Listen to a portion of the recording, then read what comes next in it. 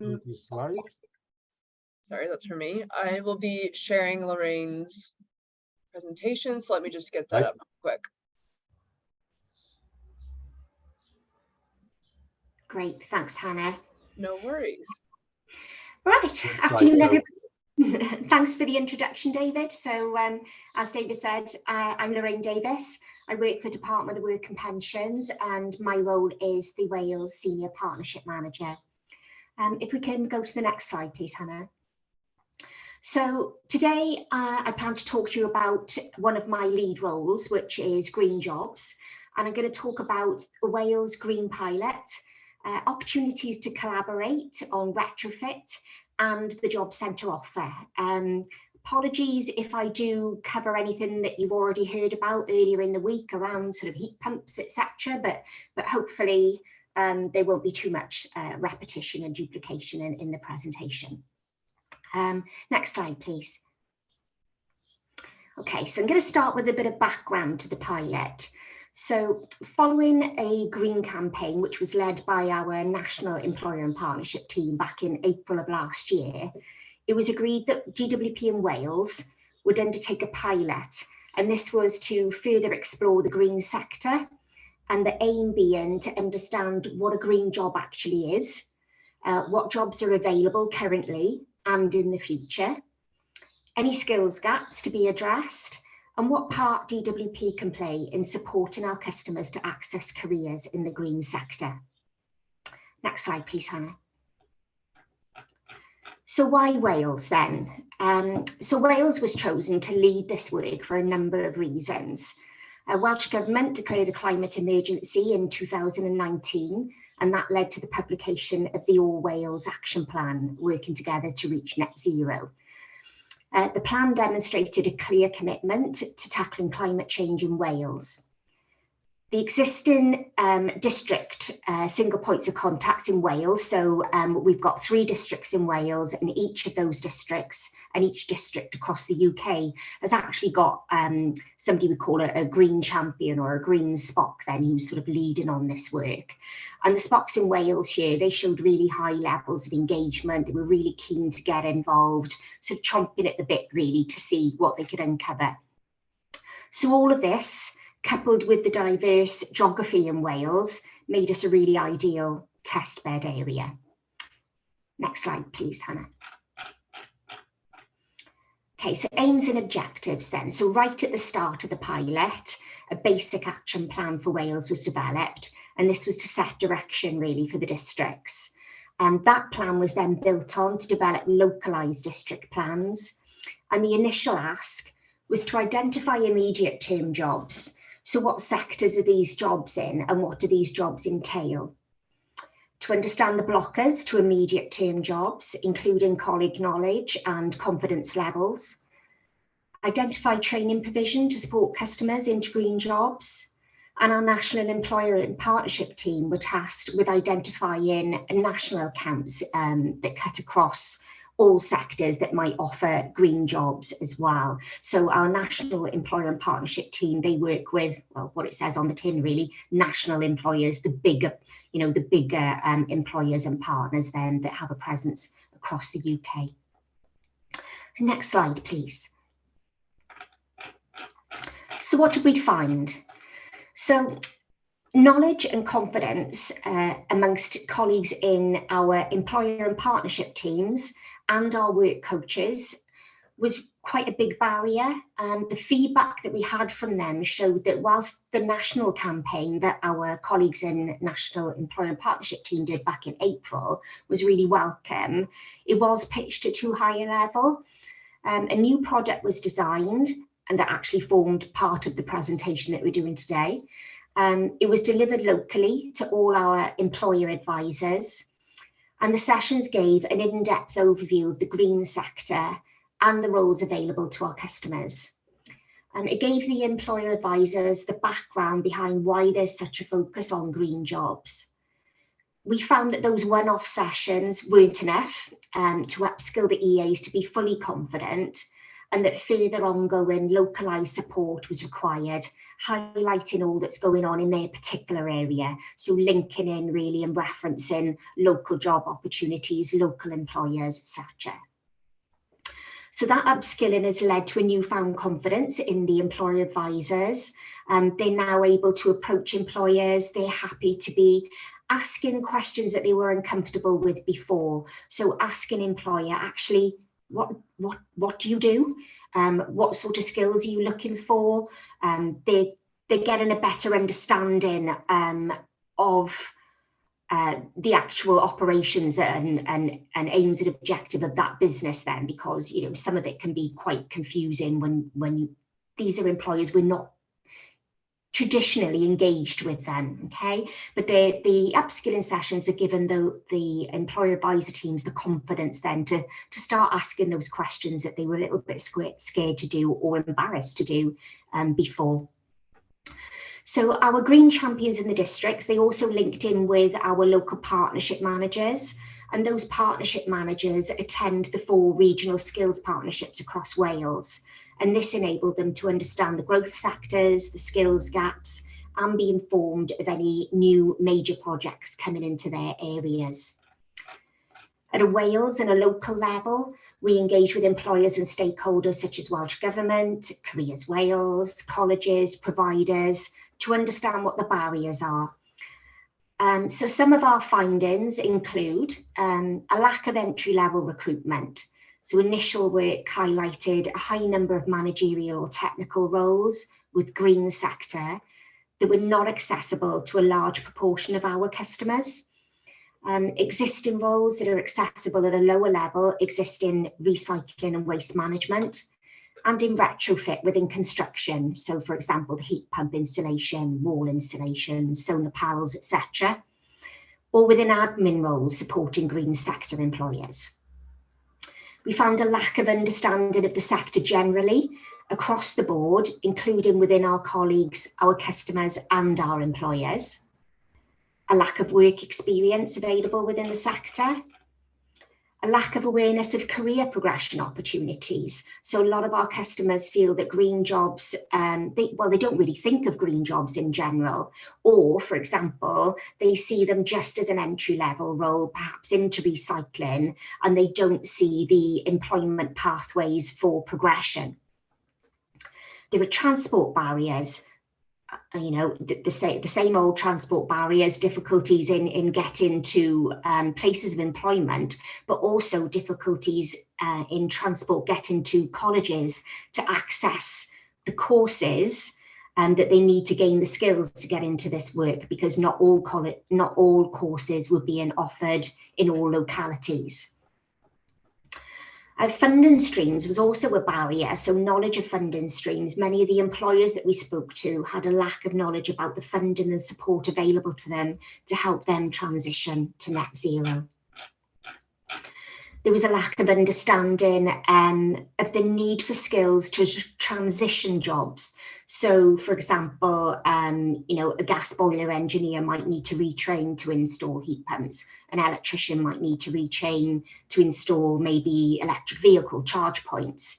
And this bit of insight is really closely linked to some of our priority work that we're doing at the moment to support older workers to either return to the labour market, stay in it for longer, or progress within the labour market, which again ties into our in-work progression priorities there. So encouraging people to actually think about how can they improve their earning potential by developing their skills, moving into better paid jobs, or getting more hours. So next slide, please, Hannah.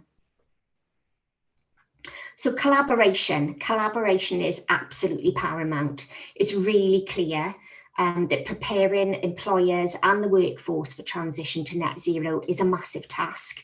It will require us to work across boundaries with government departments, Welsh Government, regional skills partnerships, Careers Wales, industry leads and employers. Slide 8, please.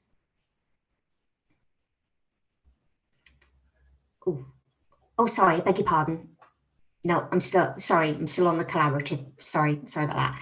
Okay, so the collaborative approach has been really crucial in the work that I've been doing as the senior partnership manager, looking at skills and recruitment gaps linked to retrofit of housing stock.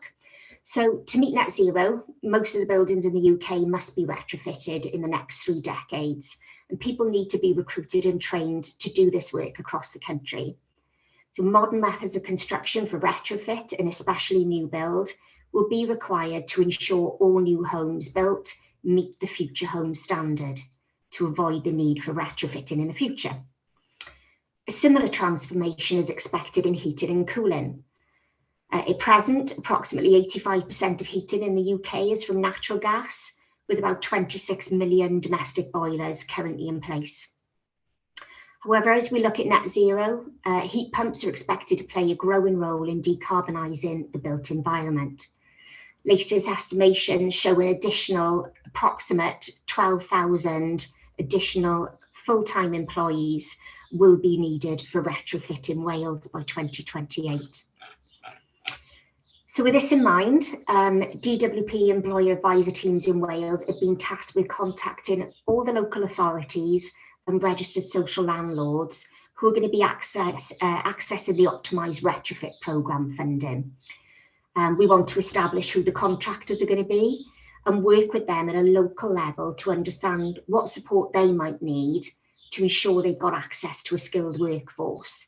We want to address their needs now and in the future. In Pembrokeshire, this has led to a contractor working with our teams, coming into the job centre to interview the candidates for immediate positions. Our DWP work coaches check their caseloads for suitable candidates based on the employer's requirements. They coordinated a whole day of job interviews, all pre-planned and ready to go for the employer, and 12 job offers were made within 2 days. That same employer has now returned to DWP for help to fill the second stage of their recruitment exercises. So DWP have got a package of bespoke support available to employers to assist with recruitment, progression and retention of employees. An employer advisor in your local area can meet you. They can have a chat, understand what your needs are, help you to create a clear and concise job specification, and an application process that will attract a wider pool of potential employees with the right skills. We can offer sift and screen service, interview premises in our job centres, coordinate awareness days and visits. We can offer work trials and consider putting together a package of pre-employment training that is bespoke to the employer's needs. We can also provide advice and signposting to access apprenticeships and personal learning accounts, as well as support for employees with health conditions to remain in work. This isn't an exhaustive list. I can share some links with more information following this call that can go out with the output notes in the minutes. So Malcolm Davis, who I'm sure many of you will know, he's the Welsh Government lead on housing decarbonisation and leads the optimised retrofit programme funding stream. He's proved to be a key partner for me. I think Malcolm had intended to be here today, but wasn't able to make it. But he introduced me to an organisation called NetRet Group, and they're funded to deliver training linked to the optimised retrofit funding, accessible by local authorities and registered social landlords. So currently the funding they've got is to upskill employed people only. So I'm working with NetRet at the moment to put together a pilot. It's a retrofit skills boot camp, hopefully in the early autumn, and this will be funded by DWP, and it will provide a cohort of about 20 unemployed people with the opportunity to build up sector-specific skills and fast track to an interview with a local employer. So it's our intention to focus initially on the customer-centric roles that are linked to retrofit rather than the installers. So we'll be looking at roles like community energy officers, customer liaisons, customer support, admin roles, purchasing assistants, supply chain managers, those sorts of things, call centre staff, lots of different customer focused roles that will support the retrofit work. We've also been involved in discussions with the Cardiff Climate Collective and Careers Wales about potentially delivering events for the tenants to help them understand how retrofit is going to impact on their homes, the benefits it will bring them. You know, obviously one of the biggest one there being energy savings for the builds, etc., but also the career opportunities that that retrofit programme that's being carried out could offer for them. So my call to action today is that your organisations make contact with your local job centre employer teams. I can link you up with the right people. I can share those contacts again after the call, and really sort of to discuss any support needs that you've got around recruitment, not just linked to retrofit, but any recruitment needs, and not just in green jobs. We'd really love to work with you and your supply chain to open up training and employment possibilities for our customers and to maximise the opportunities for the communities of Wales. What we don't want to do is for these organisations and businesses to be bringing those skilled workers in with them. We want to make sure that we give those opportunities to our local communities. Next slide, please, Hannah. So you've got my contact details on there. There's also some links to some information on gov.uk about how DWP can support with recruitment, retention, helping you to recruit a more diverse workforce and also upskill and retain the talent that you do have. And there's a little video in there on YouTube about that as well. But more than happy for anybody to contact me at a later date if you want to understand more about what we've been doing in Wales or how we can help you, then just drop me an email. So that's me. Any questions at all for me, David, let me know. Thank you. Wow, there was a lot. There's some really useful stuff that I didn't know myself.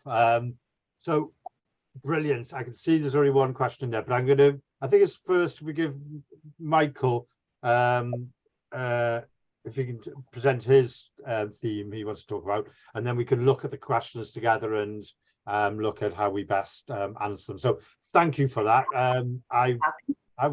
Yeah, good stuff there. Good stuff. So no pressure on you, Michael, but Lorraine set the bar, I think, there. So welcome. Yeah, no, thank you, David. Thank you, Hannah. Thank you, Lorraine. Bear with me all. I'll just set up my presentation and I will hopefully start. Right. Got everybody out there, get some questions in as well, or any comments you want to make. Yeah. Okay.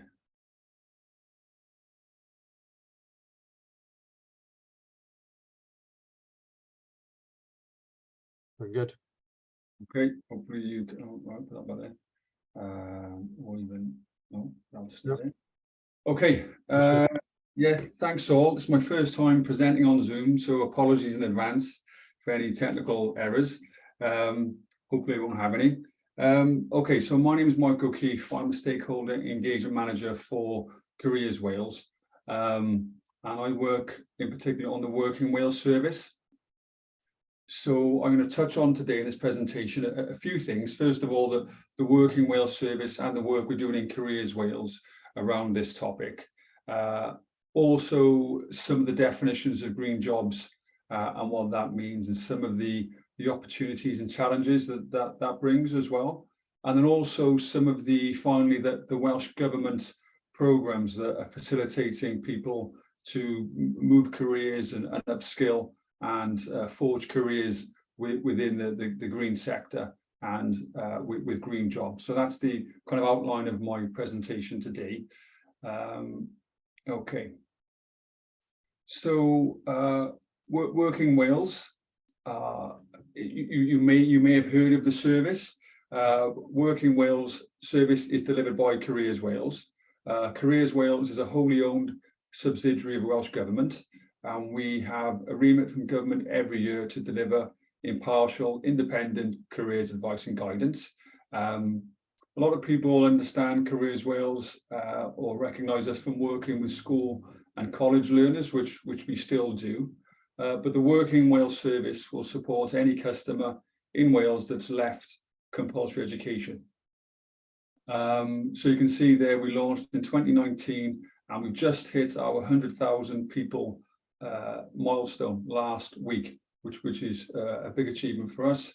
And you can see there we're a key part in delivering a stronger, fairer, greener Wales, the employability and skills plan for Wales. As a company ourselves, in terms of net zero, we've got the Green Dragon Award, which looks at public sector companies and how we reduce our carbon footprint. We're also part of the Welsh Government Communication Working Group on net zero skills, which I'll touch on a little bit later. So just wanted to set the scene really in terms of who we are and what we do. So as you can see there, we're in a great position to support any customer in Wales. So we can give advice and guidance and employability support to any customer age 16 or over that's left school or left compulsory education. So we can work with people that are looking for work, that might be unemployed for a long period of time or just made unemployed, people that are in work and looking to change career or be made redundant or unemployed, and also college and school leavers as well. So we help that transition process from our advisors working with learners in school, helping them to transition to post-education. So our customer base is really broad. So a typical advisor might see one interview, one conversation with somebody that's just left school, multiple support needs, really hasn't had much experience and might be quite far away from the labour market. The next customer could be somebody that's been 30 years in industry, highly qualified, highly skilled, and looking to change career. So we have a very broad customer base, which means that our advisors are experienced in working with different types of customer, and we're tasked to make sure that we help customers to progress in their careers or progress in their next steps, but signpost to other support organisations that are better placed to support the unique non-career related issues or needs that a customer might have. So how do we deliver the service? So we have 30 career centres across Wales. We also work in collaboration with other partners to deliver in the community. So in terms of DWP, we're based in most job centres and have a presence there. We have online platforms. If we have time, I might show you some of the resources on some of those websites. So we have a Careers Wales website and a Working Wales website as well. And we can deliver our services as well as face-to-face in those locations. We can deliver services digitally via video, so Teams, phone, email, and web chat. Okay, so in terms of what the offer is, primarily it's careers guidance. So that's one-to-one, independent, impartial careers advice and guidance. We're able to help a customer to develop career management skills, as they call. So they include things like decision making, self-awareness, and opportunity awareness.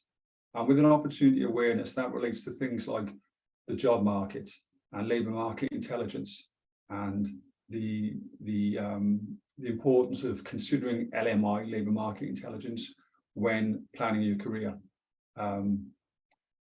I'll touch on LMI in the next few slides and hopefully give you some examples of how we use that in our conversations. You can see there in terms of employment support, so things like CV, interview techniques, job searching. We have a job bulletin which people can subscribe to, and employers can advertise their vacancies through for free, which sends bespoke vacancies to customers, or anybody can subscribe. They don't have to be a customer. And there's a link to that bulletin in the slides that Hannah will share after this presentation.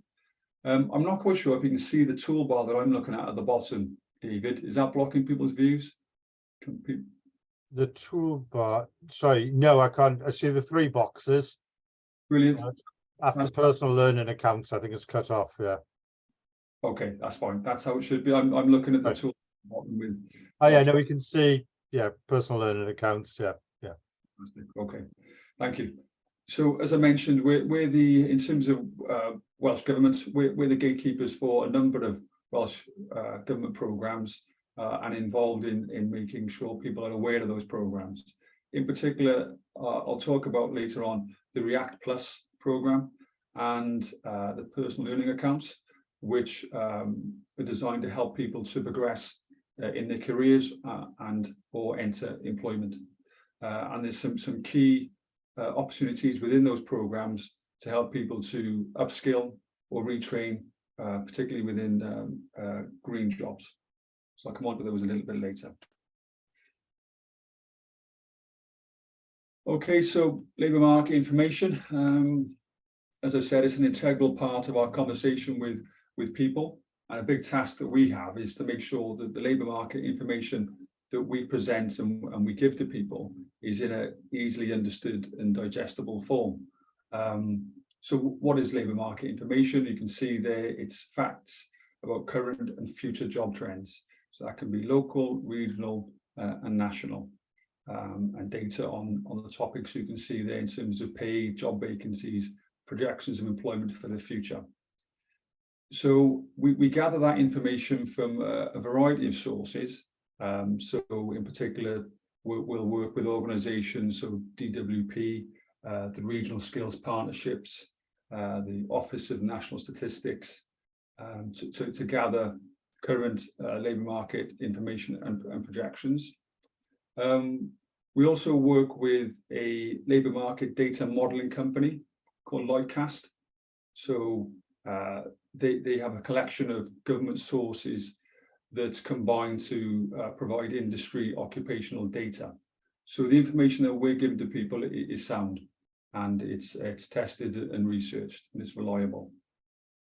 There's some links there to some of the LMI that I'm talking about on our websites. If I've got time later, I'll come back, and there's a nice short video which gives a higher level overview of the kind of things that we're trying to do and planting the seed in people's minds for what the future of work, in particular green jobs, might look like. Okay, so in terms of definitions, there's been many definitions of around this topic in recent times. So things like green jobs, green sector, net zero economy, renewables. So lots of different ways of describing or giving a definition to green jobs. But as you can see, in March this year, the ONS gave the definition of employment in an activity that contributes to protecting or restoring the environment, including those that mitigate or adapt to climate change. So the next slide I have talks a little bit about capturing the definitions and what that actually means, and maybe dispelling some myths that people think green jobs are specific, narrow, new jobs, and that's not the case. I'll come on to that and explain a bit more detail in this slide.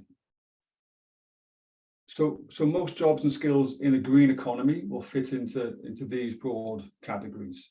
So we've got new green economic activity, which uses technology or practices that didn't exist previously. So as we're all aware now, the kind of the rates of progression in terms of technology and research and scientific developments is really changing the way that we work, but particularly in the green sector. New green jobs are going to become more prevalent and more commonplace. Things that we wouldn't have seen a few years ago that are in existence now. So electrical vehicle engineers, wind turbine blade technicians, biofuel chemists. Please don't ask me what those jobs mean. I've got a rough idea, but I'm not a careers advisor. But they're examples of new jobs and new technologies involved in those jobs. Then the second bullet point probably highlights the biggest growth area of green jobs, and that's the greening of existing jobs. So when existing jobs are transformed or evolve into green jobs. So they weren't historically developed or included in the green sector or classed as a green job. But if you think about things like construction project management, that's a job role that's existed for decades. But you think about the requirements now of that job, which involves thinking about low carbon, the policies around that, the legislation around that, resources and materials that are new to the industry. So that's an example of how that job has become greener. Green skills, so that's where a component of an existing job may require some new green skills or knowledge, and that's cross-cutting. So green skills, as I've mentioned, with some jobs already that require those skills to be enhanced, is something that we're all going to come across or have to improve over the next few years and decades. So much like digital, most jobs now involve an aspect of digital or require digital skills or awareness. And you think a few years ago about jobs that didn't require that. It's rare now to think of a job that wouldn't use digital skills, and it'll be the same for green skills. Pure green or jobs, the core purpose of the job, the skill in the industry is specialist. It's around green jobs. So if you think about particular skills, so particular jobs, sorry, say park wardens, for example, or occupations within agriculture, they have been historically known as green jobs. They too require a development of skill. So those jobs were created and are specific to the green economy or the green sector. But if you're a park warden, you're now using GPS or drone technology, or you're adapting to new scientific research. So the development of green skills is not just for occupations that are outside of that historically traditional green job, it's for green jobs as well, and that will only continue.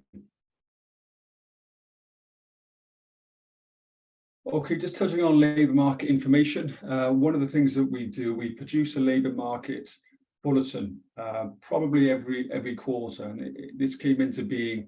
The first one was November 21, so about a year and a half ago now, and that bulletin helps people to understand the labour market, and then each bulletin will focus on a particular topic.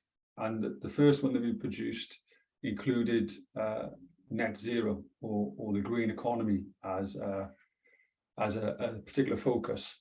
So we did a bit of research into that topic.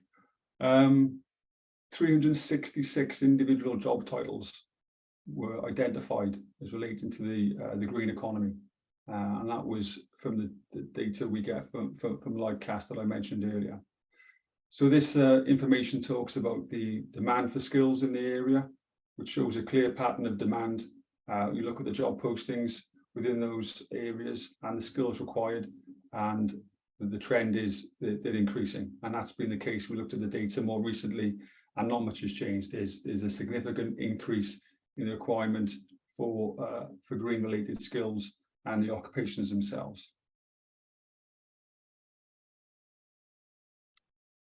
So with the target to achieve net zero, they'll bring lots of opportunities and lots of challenges as well.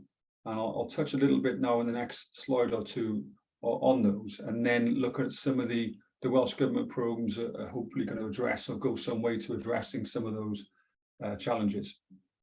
So these are just some bits of research or articles that I found that recently identify the challenges and the opportunities. So you can see there, the first one is some good news in Pembrokeshire for some job creation with the installation of zero carbon products. And then the second article looks at some of the challenges. So the lack of contractors. Lorraine mentioned earlier their engagement with the providers of optimized retrofit And I think that it's pretty well known in the industry and across other partners too, that there's a specific skills shortage, and the need to upskill people quickly to hit those targets is obvious. Okay, so this kind of highlights some of the demand for particular jobs that have been identified by the CITB.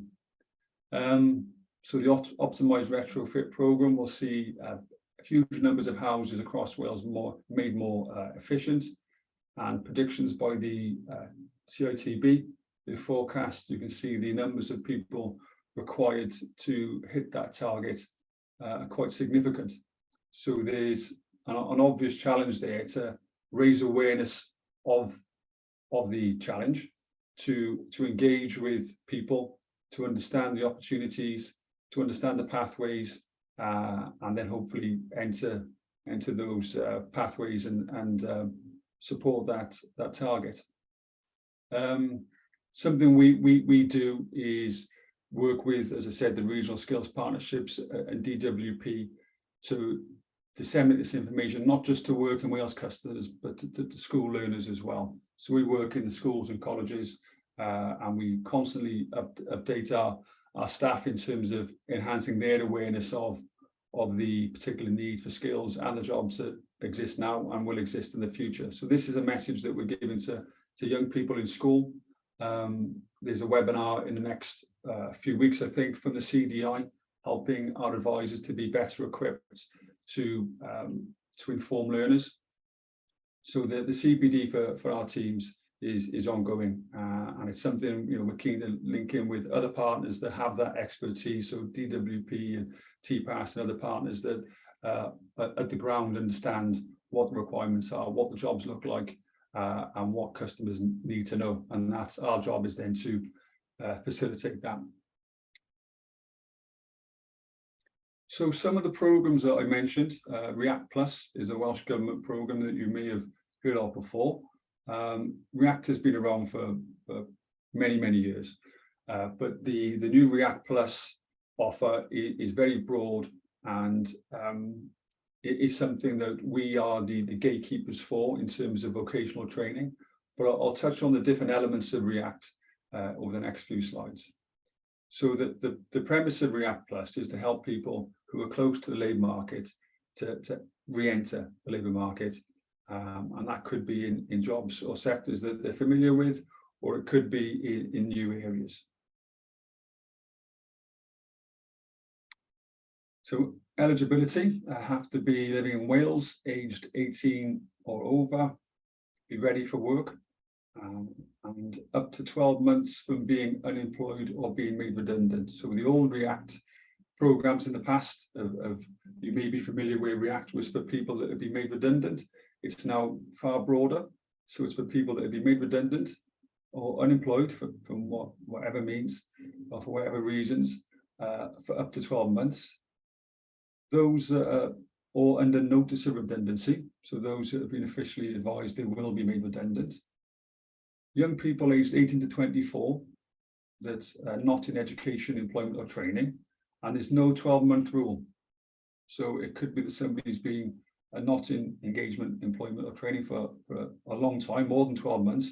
They could be React Plus eligible. It's down to the customer and the careers advisor to have a conversation to see if React Plus is suitable for customers. And if it is, our job then is to help the customer understand the application process, the training that they could undertake, and then facilitate the application and provide ongoing support as well. The offer for React Plus is also extended to people that have left prison up to 12 months and people who've been forced to migrate to Wales with the right to work in the UK. So you can see they're really broad offer for a lot of people could benefit from React Plus, which includes vocational training. So there's a grant up to £1,500 that a person could have to undertake training to make them more employable. Alongside that, there's funding to access or to provide care or childcare cover when somebody's engaged in that training. And there's also extra support to access the training. So it could be accommodation if that's required, or those kind of costs. In addition to that, customers might benefit from personal development support up to £500 to address any barriers, and then ongoing mentoring from careers advisors to ensure that they're able to optimize or to maximize what they've learned through the vocational training and help them get into employment. And then where we're aware of it and it's available, what work experience support is out there from employers to help somebody to get the right skills to hopefully then progress into employment. Just some examples here of some of the React Plus courses that have been undertaken recently by customers.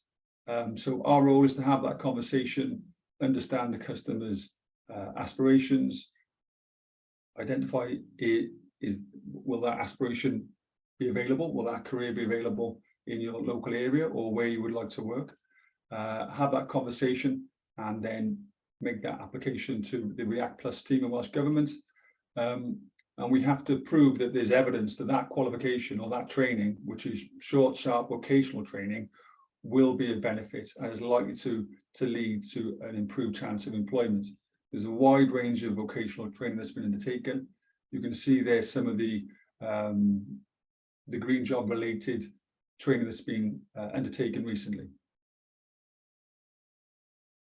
So lots of good opportunities there. I won't dwell on this too much, but there's also an aspect of React Plus for employers. So there's if somebody is React eligible, the employer, if they're offering a permanent job for at least a year, they could achieve or receive a recruitment subsidy of up to £3,000. There's some additions to that as well. If you're employing somebody that's a young person 18 to 24, and if somebody has an impairment or disability, there's an extra £1,000. There's also employer training support as well. So if somebody recruits somebody through React Plus and they want to then provide additional training that is certified and delivered by an external provider, they could claim a subsidy of up to £1,000. So React Plus is about support for the customer, but then the wraparound support for that recruiting employer as well. Caveat to that is it's not available for public sector employers. And there are some restrictions on what they call de minimis funding, which I'm not sure how that applies now, but that's rare that would be an issue for an employer. Business Wales would be the point of contact for employers that are looking to take on a young person or take on anybody, sorry, through React Plus and to get that recruitment subsidy. The final program I'll touch on now is the personal learning account, the PLA, which is a program again that's been expanded by Welsh Government and offers people that are in work the chance to upskill and undertake further learning whilst they're in work. So you can see there that the eligibility means they have to be living in Wales, be over 19, want to gain skills and qualifications in priority sectors. So the qualifications that are delivered primarily through FE colleges and their subcontractors are delivered around someone's work commitments. So they tend to be part-time, digitally delivered and face-to-face as well. But they're flexible learning opportunities. So somebody to enter the PLA must be employed or self-employed and normally earning under £29,534, except if they're going to do courses within green skills or digital, there's no wage threshold cap. Now, not all courses are covered, but the vast majority are. So a great incentive there for people to look into enter those jobs within those sectors that we know and the RSPs across Wales know are in demand.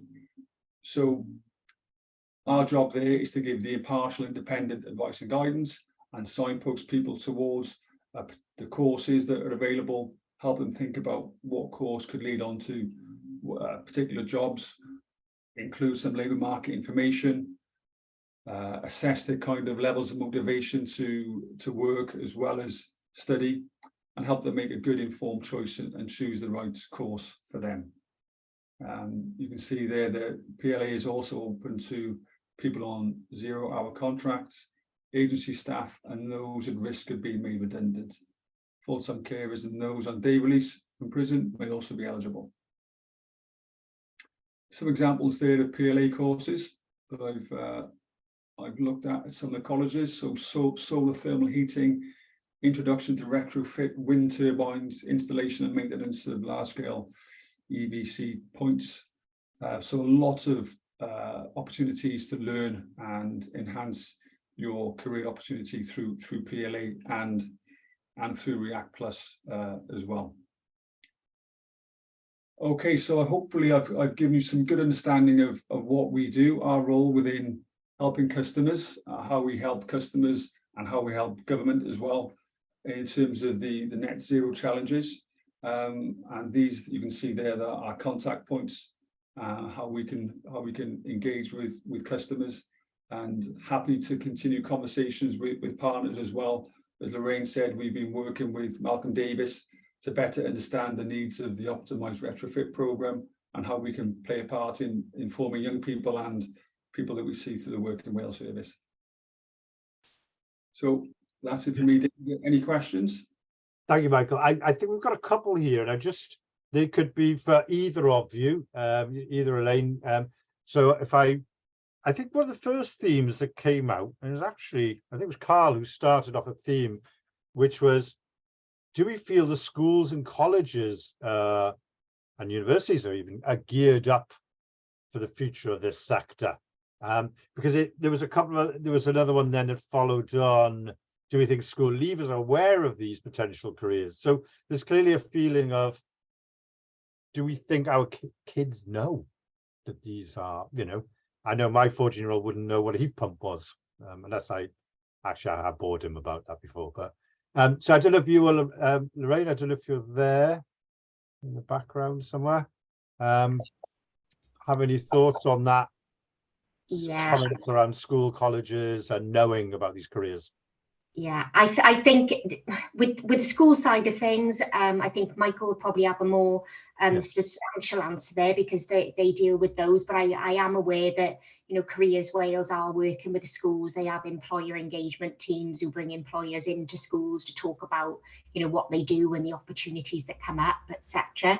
And I know that as part of the work Welsh Government have been doing, they developed the Wales Net Zero Skills Action Plan that has been looking at mapping what provision is out there and where the gaps are. And as part of that work, I think they are going to be looking at, are there things that need to be changed on the school curriculum? But of course, that can take time to get into place. So this is where I was talking about the collaboration thing being really, really key, because you've got schools that need to be involved, colleges need to be involved, universities, DWP, Careers Wales, we all play a part in making sure that those messages get out there. And I think, as Michael referred to their web pages earlier on, they got some cracking information on there about the green economy and what sorts of jobs would be available and the types of training that they would need to do. So it was making sure that we're signposting people to all the information that is out there. There's a lot of it. Mike, I don't know if you want to expand on that. No, that's just it, really. It is a challenge to inform learners in school and people who've left school and any age really about this. But a lot of people, new sector, new opportunities. So yeah, we have developed some really good resource to try and drip feed that message. So as Lorraine said on the website, there's some new videos around the future of work, including zero. Our job bulletin I referenced there on the website that people can look at and digest. We've got a plan for next year as well to focus more on green sector. That'll come in. There's a number of sectors that we've got in the pipeline. We've done one on energy recently. That's the website. We've got one for green planned in for next year. I'm aware of some particular programs that Welsh Government are involved with in terms of going into schools in Cardiff and working with Year 7 learners. So just joined high school and making them aware of net zero and the opportunities and the occupations that exist. So there are some bespoke kind of pilots happening with schools as well. We have careers curriculum coordinators that work in schools, and they try and enhance the careers curriculum. So schools' responsibility to deliver the careers curriculum, but we offer support to help them to do that. And part of that would be us sharing resources around all the sectors and sharing that LMI and the actions. So that's a big part of what we do, is inform the schools curriculum as well as our interactions with learners, which tend to take place in schools from about year 9 onwards. Year 9 is GCSE choices, and then year 11 it's about transition to your next step.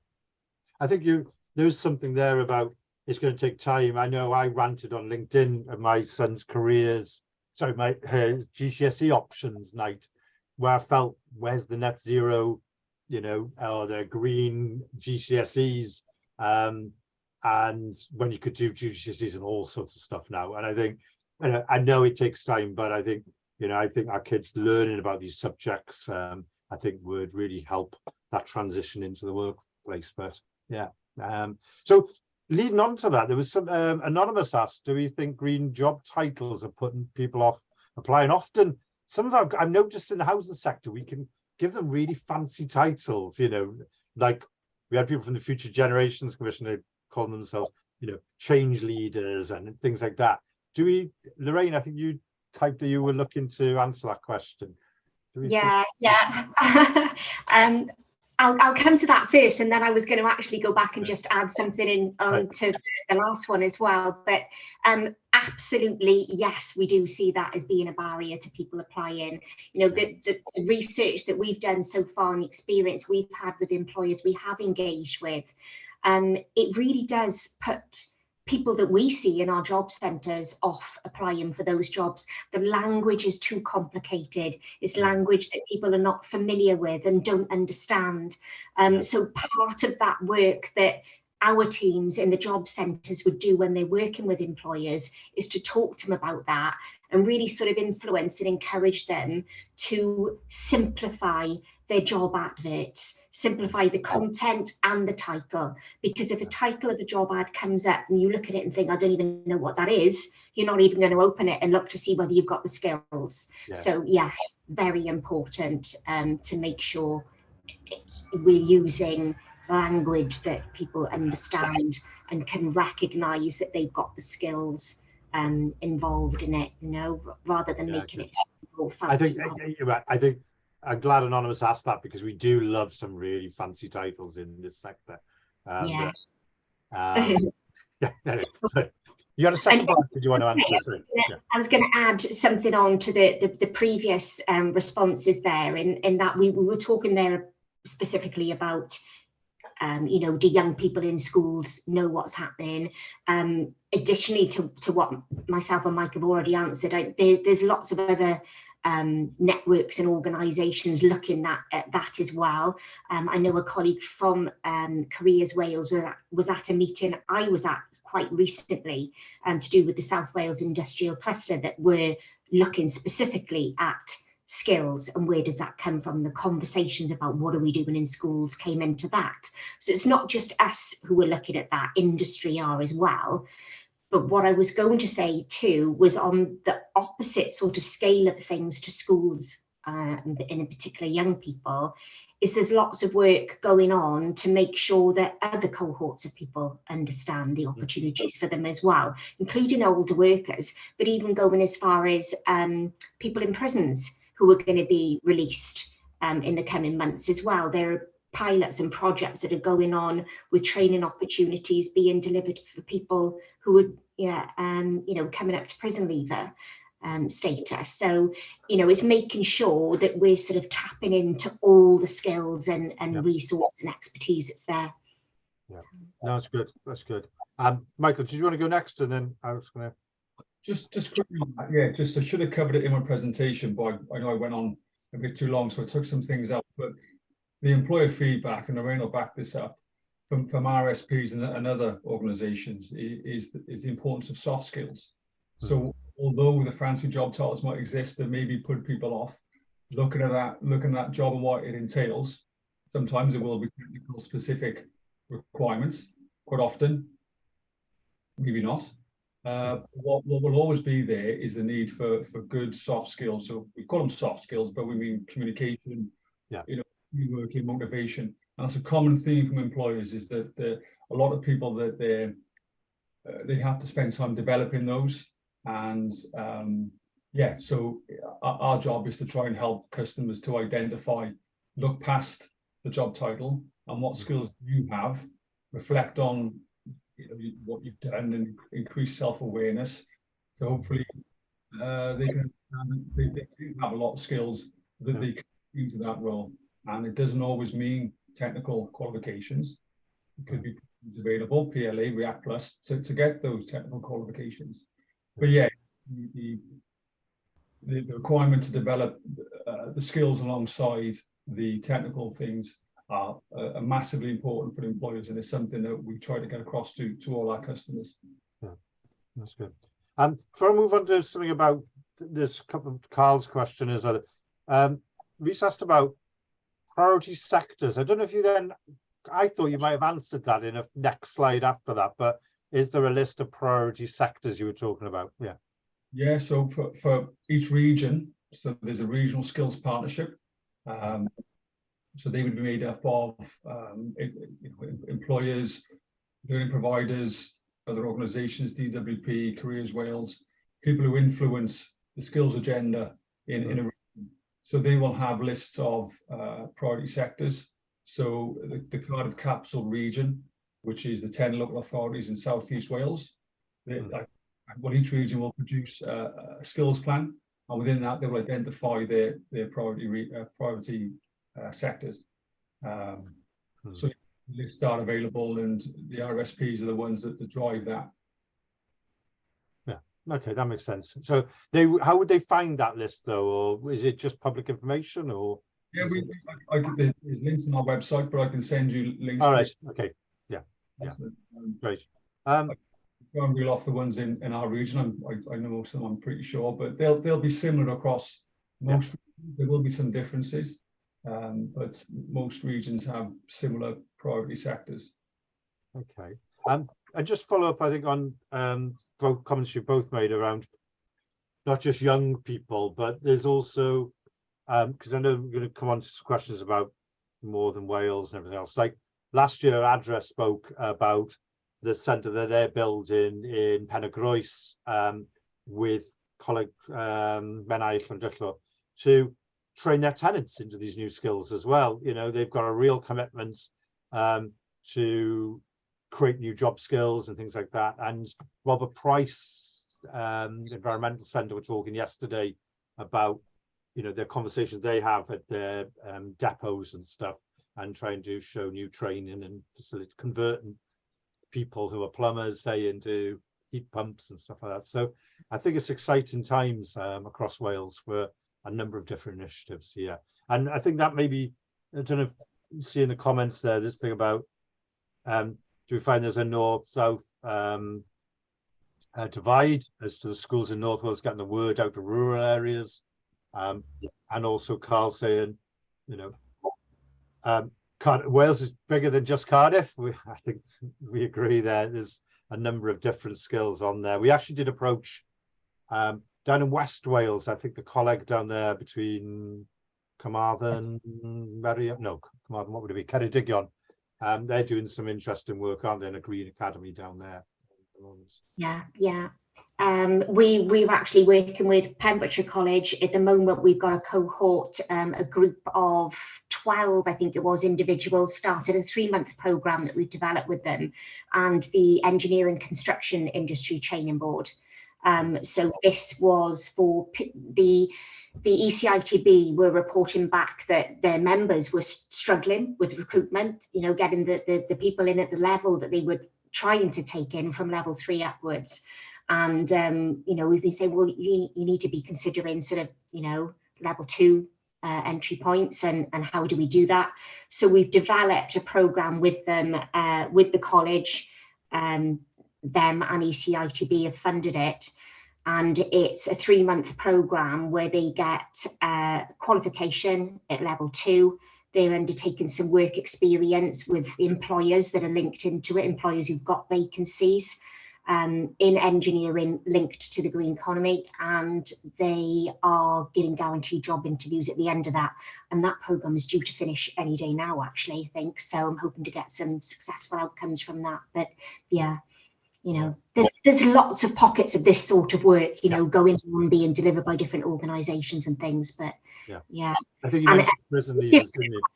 depending on the needs and the growth areas, and in, you know, you've got more sort of we know we've got the Celtic free ports coming, don't we? And yes, that a lot of that is a long way off down the line, but we've got to start thinking about what skills are going to be needed now, really, to get into those jobs when they land. Some of it has been, some of the challenges have been around changing employer mindsets as well, because some of these larger organisations involved in those projects perfectly happy to bring skills, talent in from abroad, you know, ready-made, where other countries might be a bit further ahead of us in their training and what have you. And that's the last thing we want to happen, isn't it? So I guess that's the question that comes in anonymous there, which is, maybe this is for Welsh Government rather than yourselves, but, you know, we've got all these things in the pipeline, but until government funding comes to fruition and stuff, you know, are we going to deliver some of these housing ambitions that, you know, at the moment WHQS is talking about, you know, 10 years getting to EPC A. That's a hell of a challenge. Do we think the work that's going on at the moment is able to match that objectives? I suppose it is one that's for Welsh Government rather than for us, isn't it? You know, I mean, the feedback we've had when we've been contacting local authorities and RSLs is, you know, there's no way on earth we can retrofit the whole of our housing stock with the amount of funding that's currently available. You know, where that additional funding is going to come from, I don't know, but we've got to start, haven't we? So you know, we've got to make sure really that we've got the skilled people to carry out the work that we have got the funding for as a starting point. And it's retaining them as well. As I said at the beginning, when I opened it, I was at an event in London, and some of those business cases they had some high salaries factored into some of their projects in London, you know. And I think it'd be a shame if we weren't able to retain the workforce that we develop here in Wales. I mean, good luck to them, but yeah, it's and I think that's, Bob, your comments about rural areas as well. You know, I think there's some interesting, you know, we know up in North Wales, ADRA and others are engaged in this now, aren't they, to try and create rural jobs. And I remember the chief exec of ADRA talking about, you know, he wanted a local workforce. He didn't want to be bringing contractors in into the area and then leaving with that wealth afterwards, you know, and experience. We shall see. Right, I'm just conscious of has anyone got any more questions? I'm just thinking that's it. Some good stuff there today. So unless I've got any more questions, I think I've put the Green Dragon scheme that you mentioned, Michael, on the side for anybody else who's local authorities or anyone who's here. And this is more questions. I want to say thank you to both of you. I've learned, I thought I know this sector well, but I've really learned some things myself today. The video will be available, won't it, Hannah, in an hour or so on that channel we talked about, and I think the link is on the side for people, and the slides as well. So thank you both, Michael and Lorraine. Good luck. I really wish you luck with the work that you're doing. We want to create a workforce here in Wales, don't we, that's skilled, more prosperous Wales is a term being used before, and I think the work that you're doing can really make a difference. Great, thank you.